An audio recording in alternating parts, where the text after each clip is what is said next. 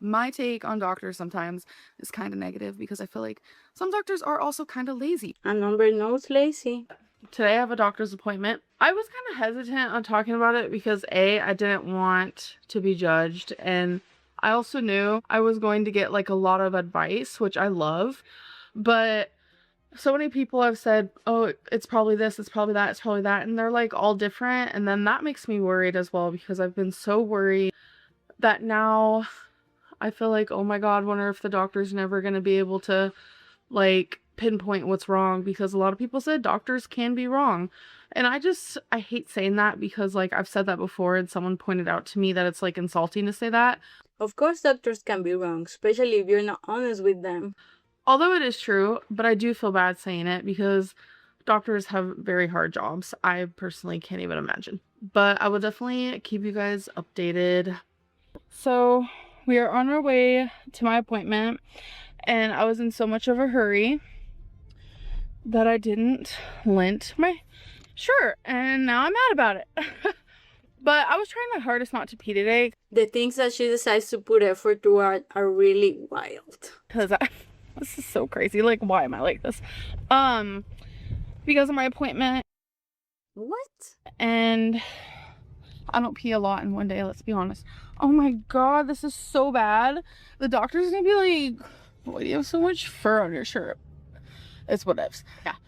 We're on our way.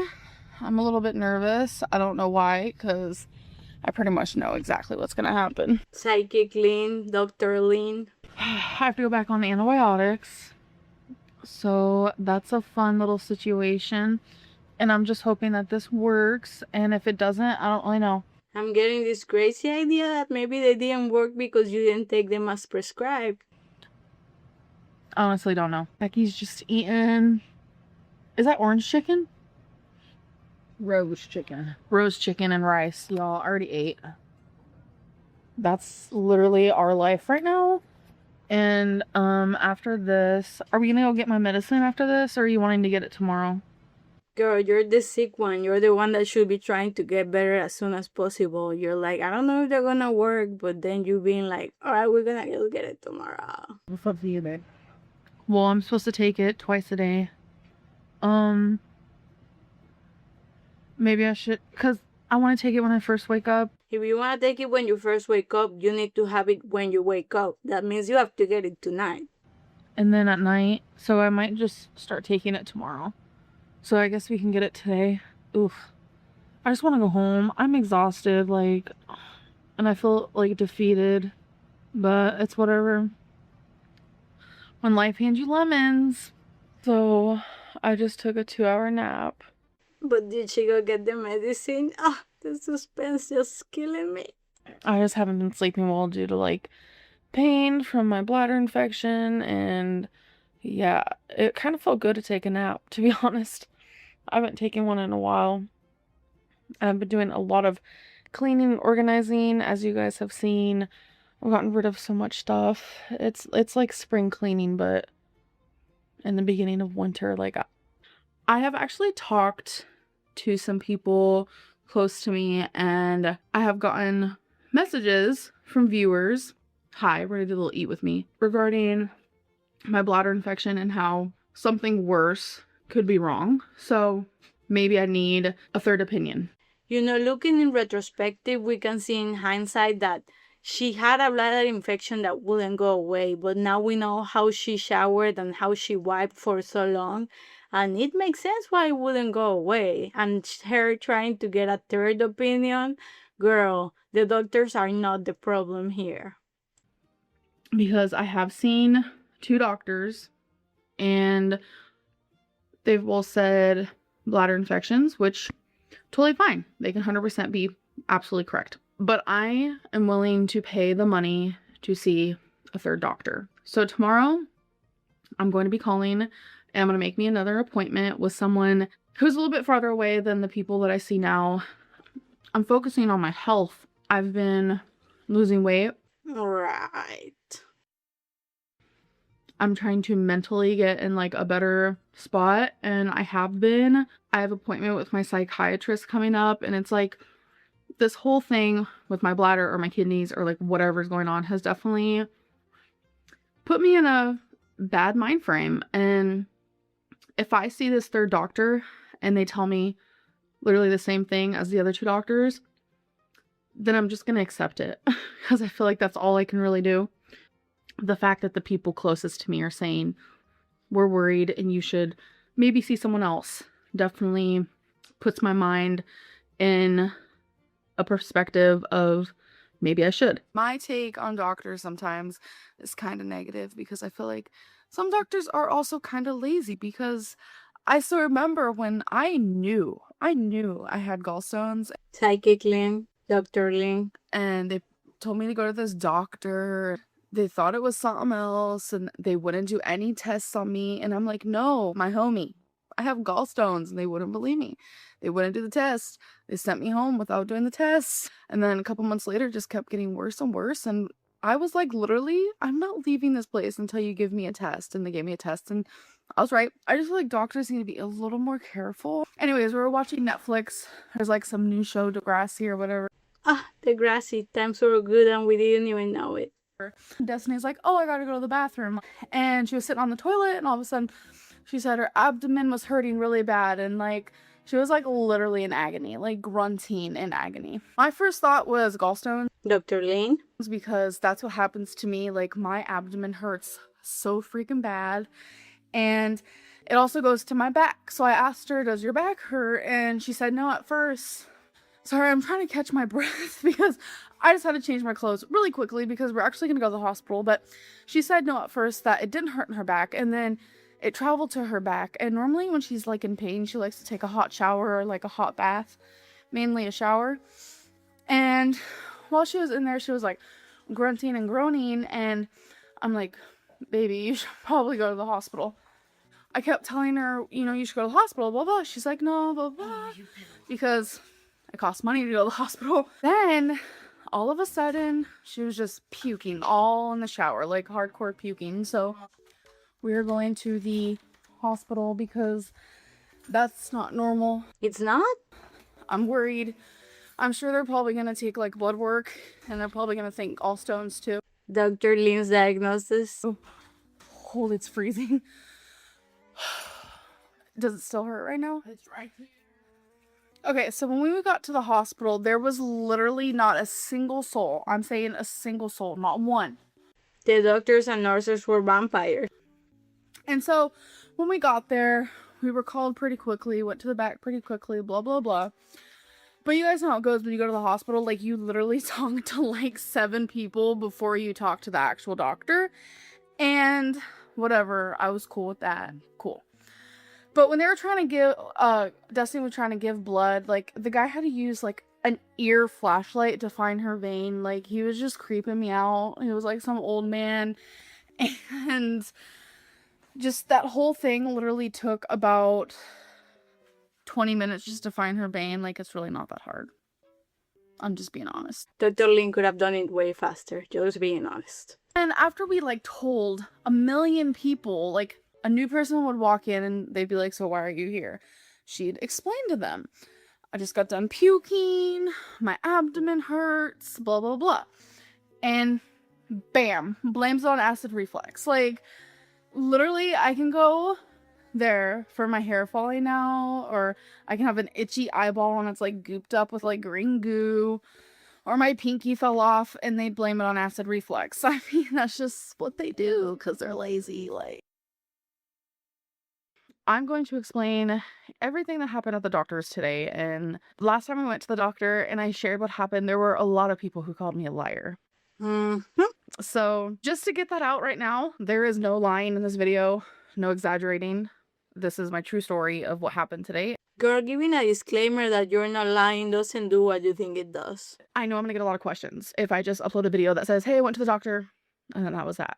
So I feel like it's important that I just let it all out now. So we're gonna start with the fact that when I got into the doctor's office, there was nowhere for me to sit because my ass is too big to fit in the chairs. So I had to walk from the car into the doctor's, which for me is already hard enough. In your early 30s and having walking a few yards be a struggle, that's just... That's just sad, man. And then every single one of the chairs had those arms on it, but they were definitely tiny, trust me. I mean, for the average person, I'm sure they're fine and dandy, but for someone like me, I wasn't able to sit down. So then I had to stand. I had to stand for about 15 minutes, and I'm not used to that. I don't stand on the regular basis. I don't stand that long on the regular basis. The longest I stand is daily in the shower. Back then, she would get away with this, saying she has daily showers. Oh, girl, do we know better now? Try to take the fastest showers that you've ever known in your life, because it is a struggle for me. These things are becoming a struggle, and are a struggle for me because that's just how it is now. So then when they finally called me back, you guys know when you go to hospitals, or you go down this hallway, go down that one, turn that way, go down this way, go down that hallway, and then that one. It's just like you're going down all these ways, and then finally when it's time to leave, you're like lost. But I don't walk anymore. Like, I have a Fitbit, I don't use it. I have legs, I really use them. I need to move more, obviously, because this was so embarrassing. I was walking and walking and walking and walking to get to the room that I was going to be seeing the doctor in, and I was like breathing exactly like this. It was so embarrassing because the nurse who called my name while I was in the waiting room was the one who saw me first, and I couldn't catch my breath, and it was just really embarrassing. So that was the first thing that happened. Something as simple as going to a doctor's consultation is such a struggle. Damn, girl, wake up call much? And I was trying to like crack jokes. I was like, oh, sorry, I have asthma, or is it the weight that I've gained? Like, I'm so awkward. Oh my God, who jokes about stuff like that? So as soon as my doctor came in, which I love my doctor, absolutely incredible doctor. But when my doctor came in and she said, so I heard you've been having some leg pain. And she said, I'm worried it's a blood clot. And then she asked me, what are your symptoms? Talk more about it. Let me see it. Ugh. I knew she was gonna look at my leg. Like I said, I was dreading that part. I knew it was gonna happen. Like, let's get real. I'm there for leg pain. Of course they're gonna look at my leg. Once she finally looked at my leg and she listened to my symptoms, she was like, this is not a blood clot. This is not a blood clot. And I was like, oh, thank God. So it turns out that I am losing a lot of circulation in that leg. So first diagnosis of the visit is that she's losing circulations to the leg. How I sit, how I sleep, just how I do things. And she explained the reason why when I stand or when I walk, that's why I don't feel pain anymore. So I happened to mention to my doctor how I sleep at night. I've had a lot of people ask me if I use all these pillows, and I always say that I don't, because I really don't. I use about 3 pillows. This is probably one of the reasons why I didn't want to share it with you guys, because it does freak me out. It did freak me out. And I always wondered, why do I feel better sleeping sitting up? I talked to my doctor about that, and that is sleep apnea. She was just out in front with it, and she's like, it is. Second diagnosis of the visit is that she has sleep apnea. It's kind of scary to me that I didn't even need to do a sleep test for a doctor to straight out tell me that. And that's one thing. I don't want to get emotional. I got emotional at the doctors. Okay, rewind. That's one thing that I never wanted to be told, was that I had sleep apnea. That terrifies me. It terrifies me. Just the thought of it, because people can die from that in their sleep, and that's the reality of it. That is currently what I'm going through. So my bad news doesn't really end there. This is when I began to cry, and I was a blubbery mess, and I was emotional because I no longer take my antidepressants. Dr. Lynn took herself off her medication. So I now feel all my emotions, and I cry every day over at least one thing. But when I was taking Lexapro, I literally was numb to the world. So I don't know which is better, feeling nothing or feeling everything. So yeah, this is when I started crying and I started talking about weight loss and how I just keep gaining weight and I need help. Like, I was begging for help. It was embarrassing, and I looked over at Becky and she was getting teary-eyed, and the doctor was just like looking at me with sympathy, and I felt ridiculous. I was so ashamed and embarrassed, and I literally said the words, "Can you help me find a weight loss surgeon? Because I want weight loss surgery and I will pay for it." She explained to me that I need insurance because it is hard to pay just like completely out of pocket. I don't know. She had like all these like terms, and I felt like it was going in one ear and out the other, because literally I was hoping she'd just be like, all right, let's go get that weight loss surgery. No, I know that's not possible. It's a very long process, and so she thinks that I need insurance. Obviously, of course I need insurance. It's just, I haven't gotten it. It's just been so much easier for me to just pay out of my pocket. Bam, because like labs, a few $100s, ultrasounds, a few $100s, typical things that I've been doing has only been a few $100s. And something she said to me kind of stuck with me, because I was bawling my eyes out, and she was just like, "You're healthy." The doctor told her she's losing circulation to one of her legs, she has sleep apnea, and she also gets another diagnosis that she actually gets medicated for, but the doctor said she's healthy. I don't know, sounds suspicious, chat. She had my charts in her hand. She was like, "You're healthy, but you are obese. but we can fix that. And in that moment, I was just like, fuck. In that moment, like, it was crazy to me because she made me realize, like, this is reversible.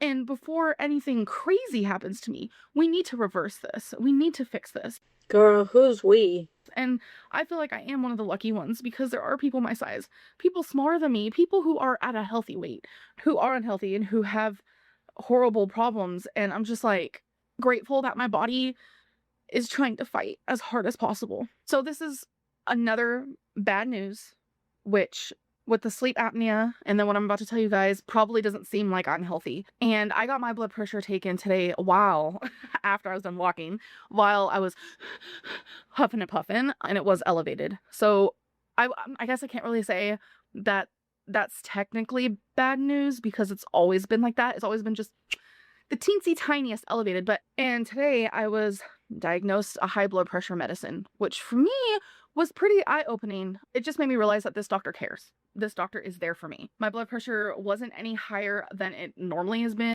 So she's always, as long as she can remember, have high blood pressure. So it's not bad. It's good that her blood pressure is high because the doctor cares. It's good, guys. It's not bad that it's high. It's fine. It's whatever. And just that, like, just a little elevated. And she still wants to help me. I don't know. It was just such a good visit. She was like, you have troubles losing weight, don't you? And I was like, yeah. She was like, even eating at a normal amount? And I was like, yeah. She makes up these stories and she thinks because she says it's a doctor that said it, people are just gonna believe it. It's because of the disease. So first I want to start with the whole lymphedema thing. So very short backstory. In 2019, I diagnosed myself with lymphedema. And then whenever I would see a doctor and I would say, yeah, I have lymphedema, and they'd look at it and they wouldn't like say, oh no, that's not lymphedema. Like they would never like say, that's not what that is. They would just like go with it. So basically she's saying she would like to the doctors and say she was diagnosed with it, even though she just diagnosed herself. But I never actually saw a lymphedema specialist or a doctor that knew much about lymphedema. I never did until recently. Oh my gosh, I finally did it. I prolonged it for long enough. I was just really nervous to go for some reason. The reason being she diagnosed herself and used that as an excuse for why she couldn't lose weight for so long. And massively embarrassed and ashamed because I don't like showing my legs, and I knew that was going to be obviously a big portion of this visit, is a lot of look and poke and prod and stuff like that. So I finally said, I am trying to get my health together. Like, it's been about a year now that I have been following doctor's instructions. I have been advocating for myself and losing weight. Right. And just really trying to better myself. But I want to say that this lymphedema specialist is more than that. She also is a specialist in lipedema. She has been a specialist for over 30 years. So her knowledge was mind-blowing. This appointment was 2 hours long. And as soon as she saw me, even before I took my pants off, she knew exactly what it was. This doctor is so good, she has x-ray vision and she knew exactly what it was. This is not a made-up story full of lies, guys. She is just that good a doctor, okay? And then I had to obviously take off my clothing, and she really saw. I do have a little bit of lymphedema. I do. But what I'm actually experiencing is lipedema. It is a disease that not a lot of people have, but more people have it than you think. It's not something that people just go around knowing. Like, lymphedema is more common and more commonly talked about, but I have lipedema, and this shocked me completely. She's been saying she has it for years, but she was completely shocked, okay? But everything she said made sense, and it all came together because ever since I was a little girl, I've always experienced bigger calves and bigger arms. And it's like, no matter what I ate, no matter what I did, like, it was hard for me to lose weight. It was super easy for me to gain. You guys know that. You guys have seen that. Like, when I was doing my series videos, I was like weighing myself every day, showing you guys what I ate. I was showing my calories. There was a section where for a couple weeks I was eating below 2,000 calories.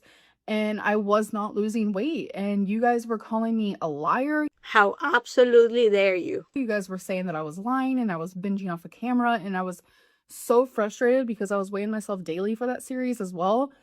When I would say I gain weight if I eat 2,400 calories, like no one believed me. And I was becoming frustrated with that because it's like a lot of you don't believe me when I say that I do gain weight by eating that amount. And there was even a section of a time where I was eating like 1,700 calories and I was still gaining weight every single day. If you're in a calorie deficit, you will lose weight. It's just not gonna come from the parts of your body that have the lipedema. While Feline was doing the same diet as me and losing weight while she's already thin. So it just felt like I was broken, something was wrong. And I was right, something is wrong. The number one symptom of lipedema is weight gain. No matter what diets you do, no matter how low of calories, you gain weight. That is the number one symptom. The knowledge was overwhelming in this 2-hour session, which I have another appointment with her next month, which I'm already so excited for because she's teaching me so much and she made me feel so validated. She was like, "You have troubles losing weight, don't you?" And I was like, "Yeah." She was like, "Even eating at a normal amount?" And I was like, "Yeah." It's because of the disease. And it just like really shocked me. And Feline like looked at me and was like, you know, like she has seen me through all of these struggles and it's just been rough, you guys. But I have a reason now. And now I understand that. I can imagine the doctor seeing this video being like, no, no, no, that's not what I said. No, no, no. It's like no matter what I do, I have something fighting against me. And that's the number one freaking symptom. It's just so frustrating. And I just feel like for so long people didn't take me seriously. I would talk to you guys repeatedly and I'm just like, you guys, I promise, like I'm not binging off a camera. I'm showing you everything I'm eating. But there is a diet for patients like me and for people with this disease. And it is keto or low carb. The specialist told me to stay below 50 grams. I don't agree with keto. And she agrees with everything else, but not with the diet. Sorry, doctor, you're very nice and everything, but that's not my vibe. I don't agree with low carb. I don't feel like it is a healthy way of living. And Amberlynn knows all about healthy living, so there's that. And she was like, "Do you ever gain weight while you go on car rides, even if they're just like over an hour?" And I was like, "Yeah." That is the most random thing I've ever heard. And she was like, "Lipedema." And I'm just like, everything is coming full circle. Like, I knew I wasn't dumb. I knew I wasn't an idiot. I knew I wasn't making excuses. I knew something was off. And I finally have a diagnosis. I thought I was going in there to be told, "Yeah, you have lymphedema. This is what you can do for it." My whole world is kind of shook. Like, I'm not gonna lie. You can actually have liposuction on certain parts. If you have lipedema. You guys, I promise, next video, I'm gonna know exactly how to pronounce it. You think I would after 2 hours? Yeah, I think you would, right? If that was real. seeing her, but it's like one of those things. It's like, I am so bad at pronouncing certain words. So you guys telling me, wow, her arms look so much bigger than years ago, or her legs look so much bigger than years ago. How is she actually losing weight? It's because of this disease. What? Like, everything is just coming together, and I'm so glad that I finally have an answer, and I'm not just like a freak show. I do slightly feel like one because it's like I'm never going to get rid of this, but what I can do to help it and to lose weight the best of my ability is low carb and staying below 50 grams of carbs. And I've never believed in that diet. You guys know that I've been in, I have shared that I do not believe in that diet. I do not like the diet. I did a mukbang where I was like, I'm doing low carb, and I had a freaking baked potato, y'all.